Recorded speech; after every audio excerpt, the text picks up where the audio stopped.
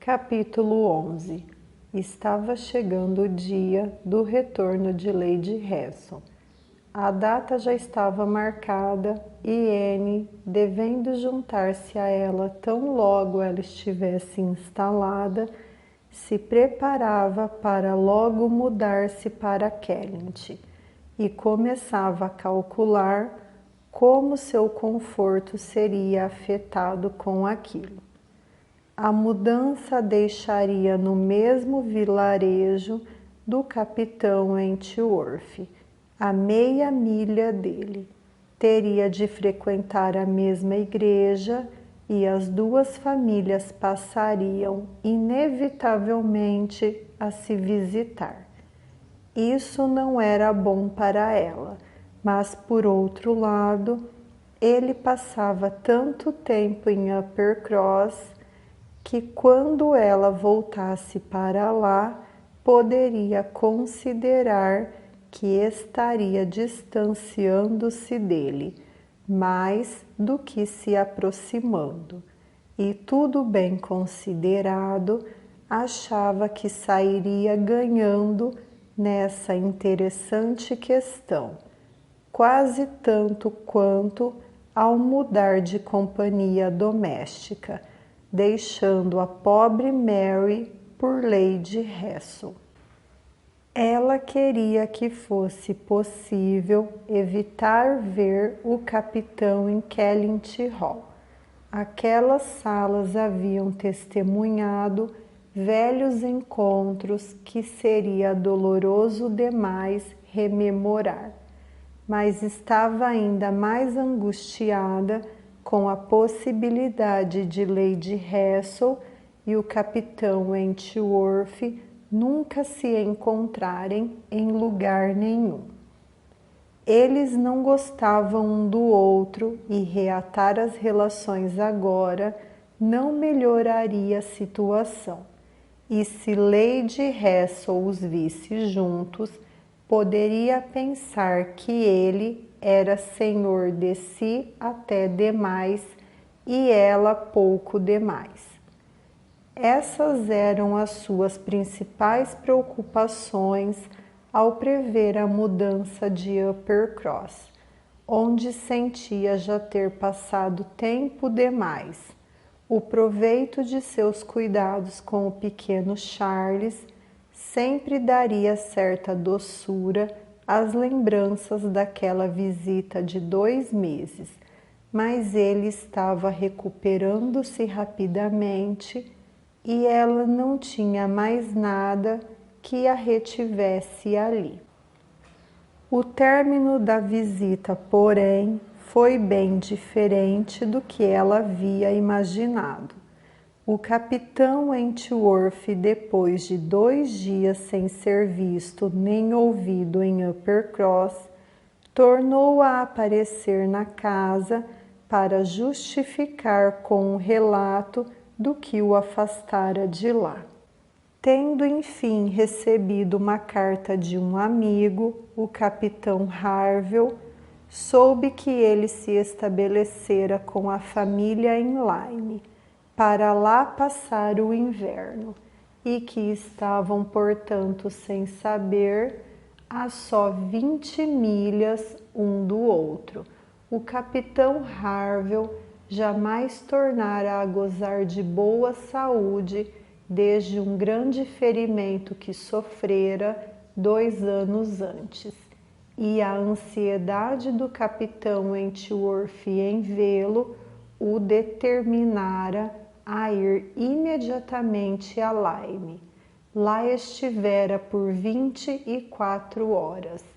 Foi plenamente perdoado, sua amizade foi calorosamente apreciada, interessou a todos vivamente pelo amigo e sua descrição da bela região que rodeava Lyme entusiasmou tanto os presentes que provocou um ardente desejo de ver em Lyme e um projeto de ir até lá. Os jovens estavam loucos para ver Lyme.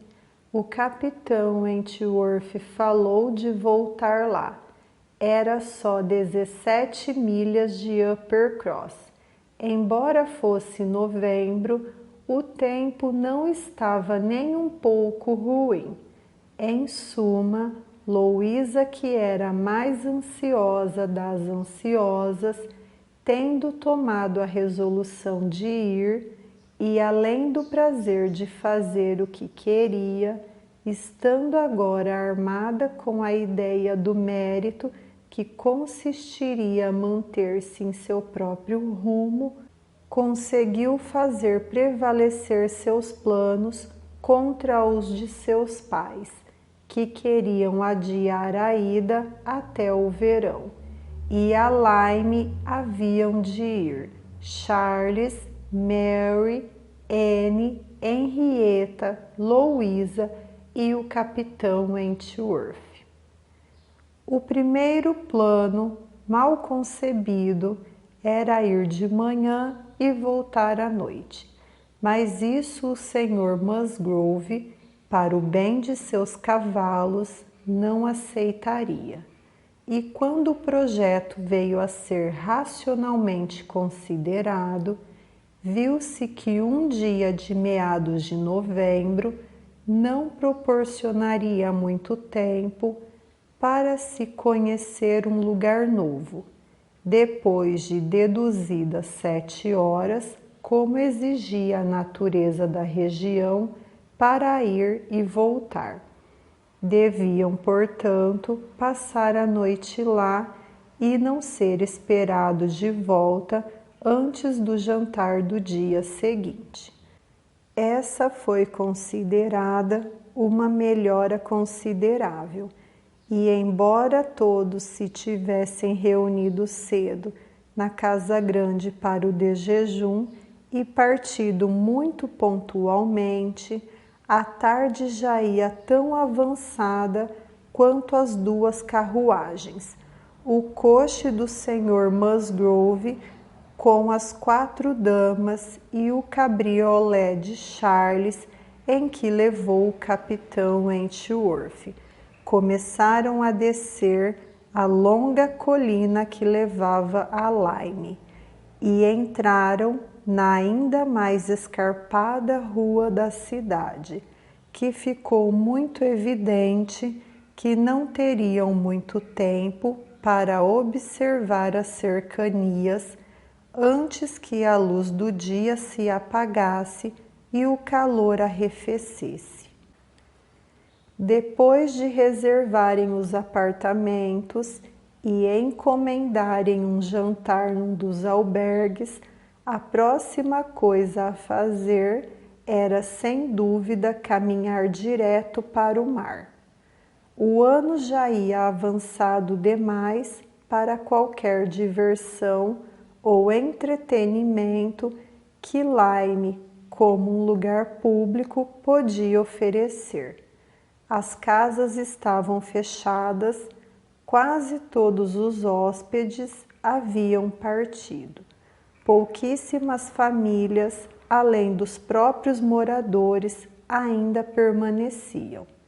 E como nada havia que admirar nos edifícios, a notável localização da cidade, a rua principal, que se precipitava nas águas, o passeio que vai até o Cobb, bordejando a agradável enseada que durante a estação era animada por cabines de banho dotadas de rodas e pela multidão, e o próprio Cobb, suas velhas maravilhas e novas melhorias, com a esplêndida linha de penhascos que se estende para leste da cidade, são o que atrai os olhares do forasteiro.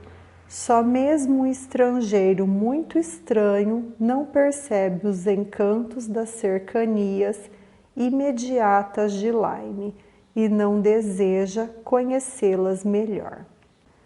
As paisagens de Charmouth, um lugarejo nos arredores, com suas alturas e suas amplas extensões de terra cultivada, e mais ainda, sua doce e tranquila baía, apoiada em negros penhascos, onde fragmentos de rocha, em meio à areia, fazem dele o melhor lugar para se observar o fluxo da maré e para permanecer em solitária contemplação, os bosques variegados do delicioso vilarejo de Up Lyme e, acima de tudo, Pine, com seus verdes baratrós, entre românticos rochedos, onde as árvores esparramadas e pomares luxuriantes revelam que muitas gerações já se passaram desde o primeiro esboroamento parcial do penhasco preparou o terreno para seu estado atual, onde se exibe um cenário tão maravilhoso e tão agradável que pode igualar e até superar as paisagens parecidas da célebre ilha de White. Tais lugares têm de ser visitados muitas vezes para bem se apreciar o valor de Lyme. A comitiva vinda de Uppercross, ao passar pelas casas abandonadas e melancólicas e continuar descendo, logo se viu na praia, e apenas contemplando, como devem logo fazer todos os que se tornam a ver o mar e que algumas vezes mereceram vê-lo, avançaram em direção ao Cobb, objetivo deles tanto em si mesmo quanto por causa do capitão Wentworth, pois uma casa pequena ao pé de um velho pier de idade desconhecida moravam os Harville. O capitão Wentworth entrou para saudar o amigo, os demais seguiram caminho, e ele ficou de encontrá-los no Cobb.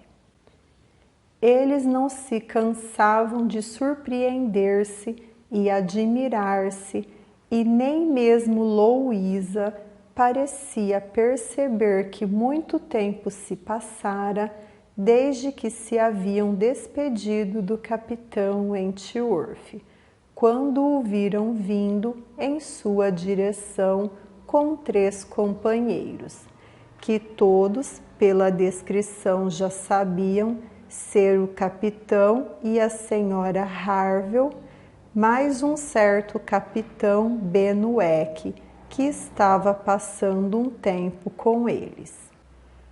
Algum tempo antes, o capitão Benwick fora o primeiro tenente do Laconia, e a descrição que o capitão Wentworth dele fizera ao voltar de Lyme, seu entusiástico elogio do excelente rapaz e oficial que ele sempre apreciara, o qual devia tê-lo elevado na estima de todo o ouvinte, foram seguidos de uma breve história de sua vida particular, que o tornaram interessantíssimo aos olhos das moças.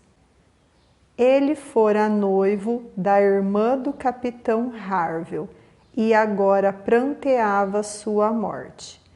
Eles haviam durante 1 ou 2 anos aguardado a fortuna e a promoção. A fortuna veio, sendo grande a quantidade obtida com as presas marítimas. Por fim, veio também a promoção. Mas Fanny Harville não viveu para saber. Ela falecera no verão passado, quando ele ainda estava no mar. O capitão Wentworth achava impossível que um homem tivesse maior amor por uma mulher do que o pobre Benwick tivera por Fanny Harville, ou que se afligisse mais profundamente com o terrível transpasse. Considerava sua índole como do tipo mais propenso a sofrer muito, unindo sentimentos muito fortes com maneiras calmas, sérias e discretas, e um gosto pronunciado pela leitura e pela vida sedentária. Para dar ainda maior interesse à história, a amizade entre ele e os Harville parecia-se possível ter se fortalecido com o acontecido que encerrara todos os seus planos de aliança, e o capitão Bennueck estava agora morando com eles. O capitão Harville alugara a casa por 6 meses. Seu bom gosto, sua saúde e sua fortuna, tudo o levava a uma residência barata e próxima ao mar, e a grandiosidade da região e a situação retirada de Lyme no inverno parecera perfeitamente adequada ao estado de espírito do capitão Bennueck. Eram grandes a simpatia e a boa vontade de todos com o capitão Bennueck. E, no entanto, disse Anne com seus botões, quando iam ao encontro do grupo, talvez ele não tenha um coração mais triste do que o meu. Não posso acreditar que suas perspectivas sejam frustradas para sempre. É mais jovem do que eu, mais jovem de sentimentos, senão de fato, mais jovem como homem. Ele vai recuperar-se e ser feliz com outra mulher. Eles se encontraram e foram apresentados uns aos outros.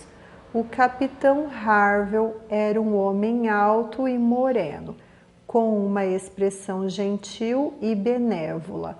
Mancava um pouco, e pelos traços marcados e pela má saúde parecia mais velho do que o capitão Wentworth. O capitão Bennueck parecia e era o mais jovem dos 3, e comparado a qualquer um deles parecia baixo. Tinha um rosto agradável e um ar melancólico, como ele esperava que ela tivesse, e se esquivou da conversa. O capitão Harville, embora não tivesse as maneiras do capitão Wentworth, era um perfeito cavalheiro, simples, cordial e gentil. A senhora Harville, um pouco menos polida do que o marido, parecia, porém, ter os mesmos bons sentimentos, e nada podia ser mais agradável do que o desejo deles de tratar o grupo inteiro como seus próprios amigos por serem amigos do capitão Wentworth, ou mais hospitaleiro e cortês do que a insistência com que conseguiram que todos prometessem jantar com eles. O jantar, já encomendado no albergue, foi, enfim, embora com relutância, aceito como desculpas, mas pareciam até magoados por ter o capitão Wentworth trazido todos a Lyme sem considerar óbvio que deviam jantar na casa deles. Havia em tudo aquilo tanta afeição pelo capitão Wentworth e tal encanto naquela hospitalidade tão extraordinariamente calorosa, tão diferente do habitual estilo toma lá, dá cá, de convidar e dos jantares formais e de ostentação, que Anne sentiu que seu estado de espírito provavelmente não melhoraria com um mais estreito relacionamento com os colegas oficiais do capitão Wentworth. Eles todos teriam sido meus amigos, era o que lhe passava pela cabeça, e teve de lutar contra uma forte tendência ao abatimento. Ao deixarem o Cobb, entraram todos em casa com seus novos amigos, e deram com aposentos tão pequenos que só aqueles que convidam de coração aceitariam que pudesse acomodar tanta gente.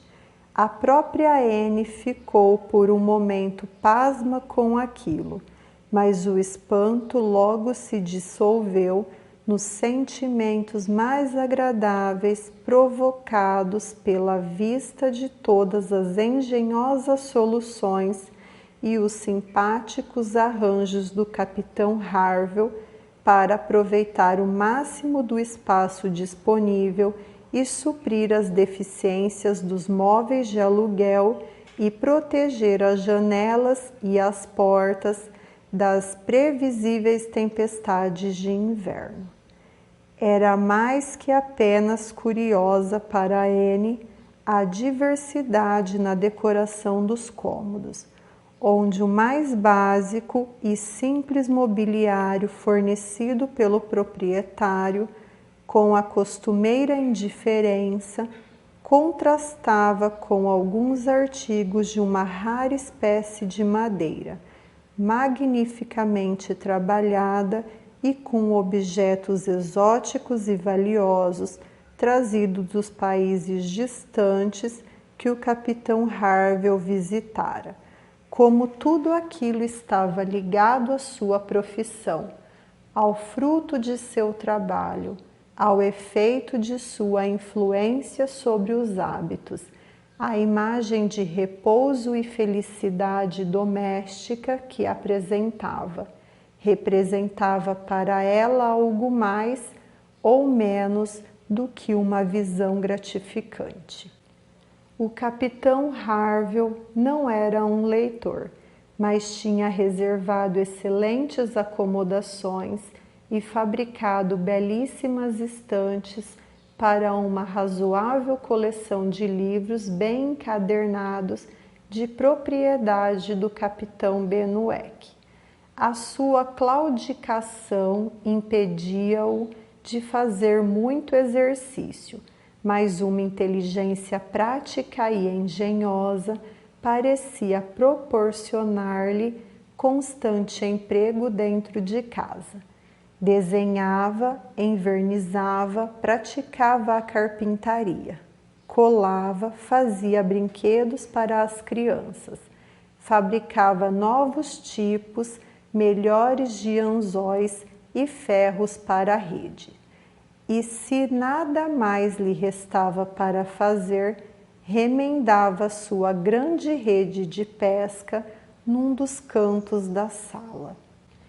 Anne julgou que se separava de uma grande felicidade quando deixaram a casa, e Louisa, ao lado de quem ela caminhava, se entregou a arroubos de admiração e contentamento sobre a natureza da marinha, a cordialidade, a fraternidade, a sinceridade, a integridade de seus membros, afirmando que estava convencida de que os marinheiros tinham mais valor e sentimentos mais calorosos do que qualquer outro grupo de homens na Inglaterra, que só eles sabiam viver e só eles mereciam ser respeitados e amados. Voltaram para trocar de roupa e jantar, e os planos funcionaram tão bem até ali que nada acharam que devesse ser mudado, ainda que os donos do albergue se desculpassem pela baixa estação e por Lyme estar tão fora de mão sem oferecer expectativas de companhia. Anne sentiu que já conseguia ficar muito mais à vontade na companhia do capitão Wentworth do que antes podia imaginar, que agora estar à mesa com ele e trocar as saudações de costume nunca iam além disso, já não era nada para ela. As noites eram escuras demais para que as mulheres se reunissem de novo antes do amanhecer, mas o capitão Harville lhe prometera uma visita à noite e ele veio trazendo consigo o amigo, o que era mais do que se esperava, tendo todos concordado que o capitão Benwick parecia sentir-se constrangido com a presença de tantos estranhos. Ele os enfrentou de novo, porém, embora o seu estado de espírito certamente não parecesse adequar à alegria do grupo como um todo. Enquanto os capitães Wentworth e Harville conduziam a conversa num lado da sala e, lembrando os tempos passados, contavam muitas anedotas para ocupar e entreter os demais. Calhou de Anne ficar um tanto à parte com o capitão Benwick, e um generoso impulso de sua natureza obrigou-a a começar a se relacionar com ele. Ele era tímido e com queda para a abstração, mas a cativante doçura do rosto de Anne e a gentileza de suas maneiras logo surtiram seu efeito, e ela foi bem recompensada pelos esforços. Era ele evidentemente um jovem de considerável bom gosto nas leituras, embora, sobretudo, no que se refere à poesia, e além de estar persuadida de ter proporcionado a ele pelo menos uma noite para a discussão de assuntos a que seus companheiros habituais provavelmente não davam importância, tinha a esperança de poder ser útil a ele, dando-lhe algumas sugestões quanto ao dever e às vantagens de combater a angústia, assunto que irrompera naturalmente durante a conversa. Pois, embora tímido, ele não era reservado, parecia antes que tinha sentimentos prontos para romper seu silêncio habitual, e tendo falado de poesia, da riqueza da época atual, e feito uma breve comparação entre o valor dos principais poetas, tentando determinar qual era melhor, Marmion ou The Lady of the Lake, e como classificar Dior, e The Broad Fabidus, e também como se deveria pronunciar Dior.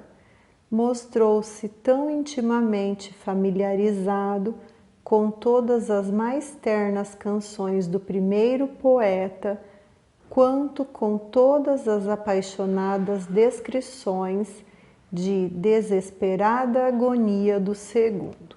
Repetiu com trêmulo sentimento os vários versos que pintavam um coração partido, ou um espírito desolado pela desgraça, e demonstrava em tudo tamanho desejo de ser compreendido, que ela se arriscou a expressar que ele nem sempre se limitasse a ler poesia, dizendo que considerava a maior desgraça da poesia o fato de raramente ser apreciada sem perigo por aqueles que mais completamente a apreciam, e que os sentimentos intensos, os únicos a poderem apreciá-la de verdade, eram os mesmos sentimentos que deveriam fruí-la apenas ocasionalmente. como seu olhar mostrava que ele não se afligira e antes se alegrara com essa alusão à sua situação, ela tomou coragem e seguiu em frente. E sentindo em si mesma os direitos de uma inteligência mais experiente, permitiu-se recomendar uma parte maior de prosa em seus estudos diários, e ao ser solicitado que fosse mais específica, mencionou as obras que lhe ocorreram no momento, de autoria de nossos melhores moralistas, as melhores coletâneas de cartas, as memórias de personagens de mérito que haviam muito sofridos, propícias a elevar e a fortalecer o espírito com os mais altos preceitos e os mais intensos exemplos de firmeza moral e religiosa. O capitão Benuec ouviu com atenção e pareceu grato pelo interesse demonstrado, e embora com um balançar de cabeça e suspiros que indicavam sua pouca fé na eficiência de quaisquer livros sobre uma dor como a sua, anotou os nomes dos autores recomendados e prometeu comprar os livros e lê-los.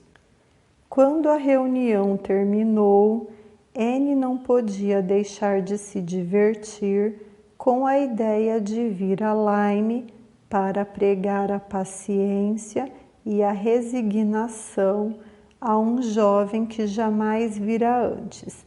Nem podia deixar de temer ao refletir com maior seriedade que, como muitos outros moralistas e pregadores, ela fora eloquente sobre um ponto em que sua própria conduta dificilmente resistiria ao exame.